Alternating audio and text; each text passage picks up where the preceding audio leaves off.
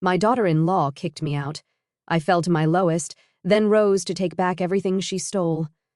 In the midst of the swirling tension, those two simple words, "Get out," pierced through the air, leaving me utterly dumbfounded. The source of this command was none other than my eldest son's wife. The echoes of a similar expulsion I had faced when leaving my parents' home many years ago reverberated in my mind. A sudden surge of anger welled up within me at the thought of being driven out of yet another home. Resolute, I declared, "Well, I'll leave then," my voice trembling with a mix of indignation and sorrow. With determination, I began to gather my belongings, silently vowing that this would be the last straw in a long line of grievances. I swore to myself that I would never forgive my oldest son's wife for this affront. As I packed my things, the realization hit me that it was time to put my plan into action. Jessica, my daughter-in-law, had pushed me to this point, and I couldn't let her behavior go unaddressed. But before delving into the present, allow me to introduce myself. I am Sandra Clark, on the cusp of turning 61 this year. While technically retired, I consider myself fortunate to still be engaged in work, albeit not in the traditional sense. These days, I work mostly from the comfort of my home, occasionally dropping into the office for meetings. The modern work landscape has evolved, and remote work is now the norm. My oldest son, however, seems to have misconceptions about my current life. In his eyes, I'm no longer working, and I'm merely residing in his home. I became a widow in my 40s and, for the most part, have led a financially secure life. The insurance payout from my late husband remains largely untouched, ensuring that my twilight years would be free from financial worries. While it might seem like I'm living a carefree life, I do have my concerns. Chief among them is my oldest son's wife, Jessica. She possesses a strong-willed personality and frequently finds herself at odds with me. This isn't a recent development. It began when she first came to announce their impending marriage. I can't forget the audacious act of showing up in a tracksuit as if it were the most natural thing in the world. She claimed she wanted me to see her without any pretense, but I couldn't help but see it as a breach of common sense and decorum. To put it mildly, her behavior often borders on the absurd, and her unwavering confidence and articulate arguments only complicate matters. I often wondered why my eldest son had chosen her as his life partner, and I later learned that it was Jessica who had approached him. Despite her eccentricities, there was no denying her beauty, and it seemed that my somewhat sheltered son was completely smitten with her. Even after their marriage, Jessica's behavior remained consistent. She wasn't one to put on airs, but also seemed to lack an understanding of social norms. As much as I wanted to oppose their marriage, I restrained myself, believing it was what my son truly desired. Unfortunately, the consequences of my decision were manifesting before my eyes. Surprisingly, my son was adamant about us all living together in our family home after the wedding. I had initially expected Jessica to oppose this arrangement, but to my surprise, she was in favor of it. It didn't take long for the reasons behind her preference to become clear. After we started living together, Jessica seemed to have completely abdicated her responsibilities when it came to household chores, leaving me to bear the entire burden. From cleaning to laundry and meal preparation, she entrusted all these tasks to me. What baffled me even more was that she was a full-time housewife who had willingly quit her job at the time of our marriage. While I didn't have to commute to work daily, I still had a remote job that demanded a substantial portion of my time, leaving me with even less free time than her. As I diligently faced my computer screen to fulfill my job responsibilities, Jessica would often make belittling comments, insinuating that I was merely playing around. At first, I brushed off her remarks with a laugh, deeming it too troublesome to engage in an argument every time. However, as time passed, it became increasingly irksome to endure her constant undermining. One day, unable to bear the imbalance in household duties any longer, I decided to approach Jessica with a simple request. I asked if she could lend a hand with the cleaning, considering the ample free time she appeared to have. At that moment, she was oddly engrossed in a TV drama, and her reaction was far from positive.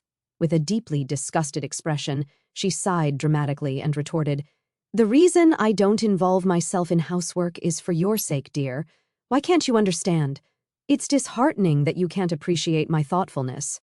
In a rather peculiar turn of logic, she justified her refusal to contribute to household chores by claiming that doing so would deprive me of my sole job. According to her, this would lead to a sedentary lifestyle for me, which she argued was unhealthy. Moreover, she expressed concerns about the potential development of dementia due to a lack of mental stimulation. In other words, Jessica believed that allowing me to handle all the housework was somehow in my best interest.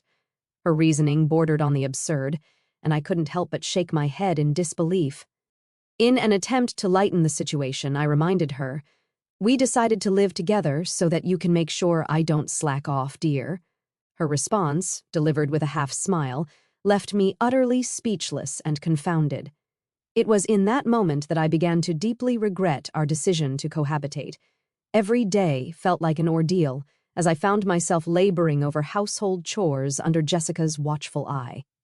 Frustrated and feeling like I was at my breaking point, I decided to confide in my eldest son. My intention was not to complain about Jessica, but to find a solution to my predicament. I explained to him the difficulties of living in our current house, which was old and riddled with level differences. My age and physical condition had taken a toll, resulting in a back injury the previous year. These challenges made daily life increasingly arduous for me. Following our conversation, I made the decision to move into an apartment. It felt like Jessica had driven me to this choice, though I had no regrets about leaving.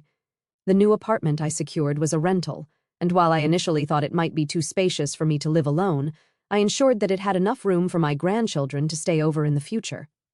I even had the interior customized to my taste, and at last my own personal castle was complete. However, my joy was short-lived, as Jessica began coming over to the new apartment every day, staying until late into the evening. She lounged on the living room couch, looking around and commenting, "The new apartment is really nice, isn't it, Mother? It might be too big for just you. Why don't you come back to your old home and take care of the house chores? It's for your health and longevity, you know." Jessica's behavior had become unbelievably frustrating. She insisted that I return to our old house to take care of the chores during the day, and her self-centeredness was enough to make anyone dizzy. I had already moved out of that house, and it was time for her to step up as the wife and handle the household responsibilities. After all, I was the one taking care of all the house chores in my new place, and my annual checkups always came back with good results. There was really nothing for Jessica to worry about. However, when I confronted Jessica about this, she simply turned her head away, as if pretending not to hear my words. It was her usual strategy to ignore anything that was inconvenient for her. Yet, even after this confrontation, Jessica continued to visit my apartment regularly. Just the other day, she casually mentioned that going back to the old house was too much of a hassle and ended up staying the night. My parents' home and my apartment were conveniently located just a 15-minute walk apart, and it was my eldest son who had suggested I live near my parents' home. He was concerned about me and thought it would be better for me to be closer to them. While his concern touched me, it also made me a little sad to leave the house where I had spent so many years. One day, when I had been out on a rare business-related outing and returned in the evening, I was in for a surprise. To my disbelief, Jessica had let herself into my apartment using the spare key I had given to my son, without telling me. "Welcome back," she said, lying on the floor in front of the TV, not even bothering to get up. I was taken aback and felt uncomfortable knowing that she had been in my apartment while I was away. I told her sternly, "Jessica, that spare key is meant to be used in emergencies, not for you to let yourself in when I'm not home." It was the first time I had firmly asserted myself with her. She seemed surprised because I was usually quick to forget my anger, but this time I held my ground. Her response was less than pleasant. "You really are a stingy mother-in-law," she yelled at me. "I can't stand that about you, and I can't stand anything about you, not even this apartment. We're a family, so you should leave." She tried to usher me out the front door. It became clear that Jessica couldn't stand the thought of me living in this apartment. She was upset that her family was living in the old house while I occupied this place. According to her, it was unfair that the rent for this apartment was being paid by my son, James. She believed that it wouldn't be strange for us as his family to live here. In her mind, it was a matter of living within our means. Jessica's perspective helped me understand why she was constantly showing up at my apartment. She believed that this apartment should have been a place for her family to live, and she was not shy about expressing her displeasure. In the end, I decided to agree with her demands. "All right, I will leave," I retorted, staring her down. I promised to move my belongings out within 3 days. Jessica, still skeptical, demanded that I call the moving company right there in front of her. I didn't waste a moment and immediately called a moving service from my smartphone, scheduling them to come in 2 days. As Jessica left, satisfied with the resolution, I watched her retreating figure and began formulating a plan for my new life in a senior-specific apartment. It was time for a fresh start and a peaceful living environment. After much contemplation, I made the decision to embark on a 2-week trial of a significant change in my life. It involved the rather unsettling task of handing over both the keys to my cherished apartment and the accompanying lease documents to Jessica, all in the hopes of initiating a contractual alteration through the mediation of our trusty real estate agent, who would ultimately convey our request to the landlord. Fortunately, my history with the landlord spanned many years, and this long-standing relationship proved to be the beacon of flexibility and understanding I had been hoping for during this tumultuous period. Their willingness to accommodate our requested changes in such a congenial manner was, to say the least, an immense relief to me. However, my eldest son, whose emotions were running high and his patience dwindling, was not as pleased with this development. In fact, he was furious with Jessica for what he perceived as her kicking me out of our beloved apartment. The strain in their relationship had reached a point where he was seriously contemplating divorce. Oddly enough, though, Jessica appeared unperturbed by his inner turmoil, displaying a surprising level of indifference. On the contrary, she seemed to have embraced the idea of living alone in our apartment and boldly declared her desire for us to live separately. I couldn't help but marvel at her audacity in the face of such a complex and emotional situation. However, what Jessica did not know was that in a mere 5 days, she would come face to face with the truth, and it would change everything. As I continued with my remote work, my phone began to ring incessantly. The caller ID displayed Jessica's name, and I had been eagerly anticipating this moment. I had a recorder ready and waiting to document the impending conversation. Calmly, I pressed the record button and answered the call. "Excuse me, Mother," Jessica's voice rang out. "What's the deal with the rent for this apartment? Why do I have to pay it? This isn't right." Jessica's words triggered a relentless tirade, and it was evident that she was thoroughly flustered. I decided to maintain my composure and respond deliberately. "Oh, but Jessica, aren't you the current leaseholder? It's only right that you should pay. Is there a problem?" My tone was calculated, designed to provoke and annoy Jessica further. To my amusement, the flustered Jessica seemed to become even more agitated. "But didn't James use to pay the rent here? We're not even divorced yet, so shouldn't James pay it?" she retorted. At this point, it was clear that Jessica was desperately trying to shift the financial responsibility onto my eldest son's shoulders. In reality, there was never a time when my son had contributed to the rent. In fact, I had been discreetly providing him with financial support all along. Even after retiring from my job, I continued to work as a consultant for the same company and earned a substantial salary. Additionally, I had taken on advisory roles in the industry, offering my expertise and earning a respectable income based on my well-established reputation. It was safe to say that my earnings far surpassed those of my eldest son. While I had been keeping my financial support a well-guarded secret, it was time for the truth to come to light. "So, Jessica, it's a misunderstanding on your part," I calmly explained. "Originally, I was the one paying the rent for that place. I didn't make James pay a dime." The revelation left Jessica in a state of shock. Her grand plans of independent living in our new apartment crumbled before her eyes. She managed to utter a few more words before abruptly ending the call. Immediately, I contacted my eldest son and allowed him to listen to the recorded conversation. His exhaustion from repaying Jessica's mounting debts was palpable, and I understood the burden he was carrying. As a parent, it was only natural for me to extend a helping hand, even if others deemed me too lenient. My son responded softly, "I'll divorce her. I'm tired too." And with that admission, our journey toward addressing this challenging chapter in our lives began in earnest. Guided by a newfound sense of resolve and unity, I sat down with my son, sharing my intricate plan and providing him with a set of detailed instructions. It was crucial that he followed these steps to the letter, and I needed him to understand the gravity of the situation. My first request was for him to take a leave of absence from work. spanning approximately 3 days, starting from today. This would be the initial phase of our carefully orchestrated strategy. With a hushed tone and a stern look, I directed him to execute the most crucial aspect of the plan: the discreet removal of his essential belongings from the house. It was imperative that he accomplished this without alerting Jessica, his soon-to-be ex-wife, to our intentions. I emphasized the importance of keeping this operation under the radar, ensuring that no large moving trucks or suspicious activities would draw her attention, potentially causing complications. My instructions also included a specific timeline. I advised my son to gradually move his possessions during the cover of nightfall.